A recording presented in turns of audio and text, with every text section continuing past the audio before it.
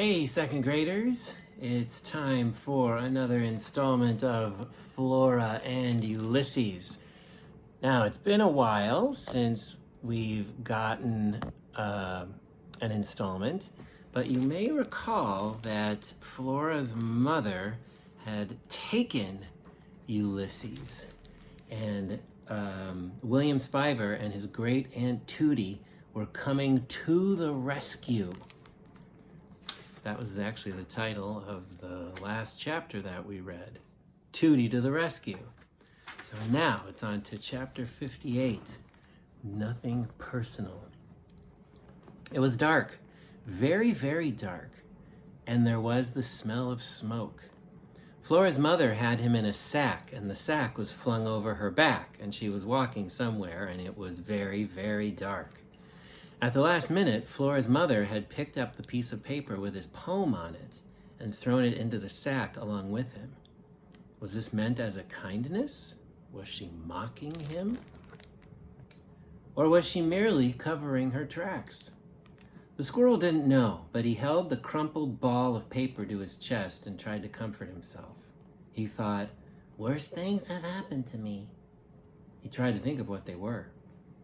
There was the time the pickup truck had run over his tail. That had hurt very much. There was also the incident with the BB gun, and the teddy bear, and the garden hose, the slingshot, the bow and rubber arrow. But everything that had happened before paled in comparison to this, because there was so much more to lose now. Flora and her round and lovable head, cheese puffs, poetry, giant donuts. Shoot! He was going to leave the world without ever having tried a giant donut. And Tootie. Tootie had said that she was going to read poetry out loud to him. That would never happen now either. It was very dark in the sack. It was very dark everywhere. "I'm going to die," thought the squirrel. He hugged his poem closer, and the paper crackled and sighed. "This is nothing personal, Mr. Squirrel," said Flora's mother. Ulysses held himself very still. He found this sentiment difficult to believe. "It really has nothing to do with you," said Flora's mother. "It's about Flora, Flora Belle.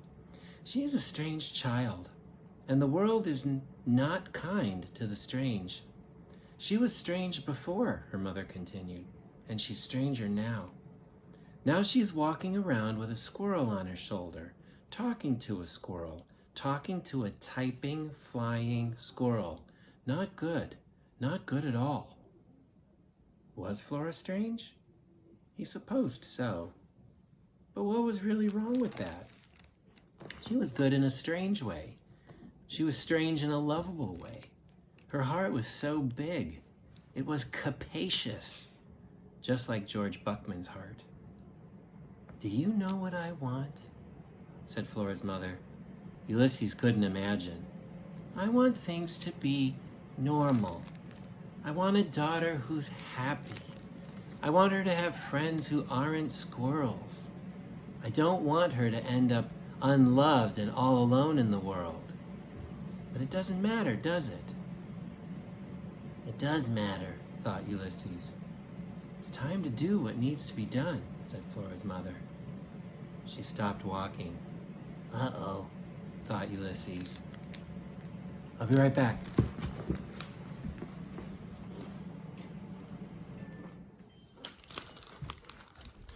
I'm back. Chapter 59, Destination Unknown. Tootie was driving, if that's what you wanted to call it. She didn't have her hands at 10 o'clock and 2 on the steering wheel. She didn't have a hand at any o'clock. Basically, Tootie drove with one finger on the wheel. Flora's father would have been appalled. They were in the front seat, all four of them. Tootie, Mary Ann, Flora, and William Spiver. They were speeding down the road. It was alarming and exhilarating to be going so fast. "So your plan is to effect an exchange?" said William Spiver. "The lamp for the squirrel?" "Yes," said Flora. But, and please correct me if I am wrong, we have no idea where the squirrel and your mother are. Flora hated the phrase, correct me if I'm wrong. In her experience, people only said it when they knew they were right. Ulysses! Tootie shouted out her open window. Ulysses! Flora could see the squirrel's name, Ulysses, flying out of the car and into the night. A single beautiful word that was immediately swallowed up by the wind and the darkness. Her heart clenched. Why hadn't she told the squirrel she loved him? Here's an illustration of them speeding into the darkness. I'm glad everyone has on a seatbelt, except for the lamp, I guess.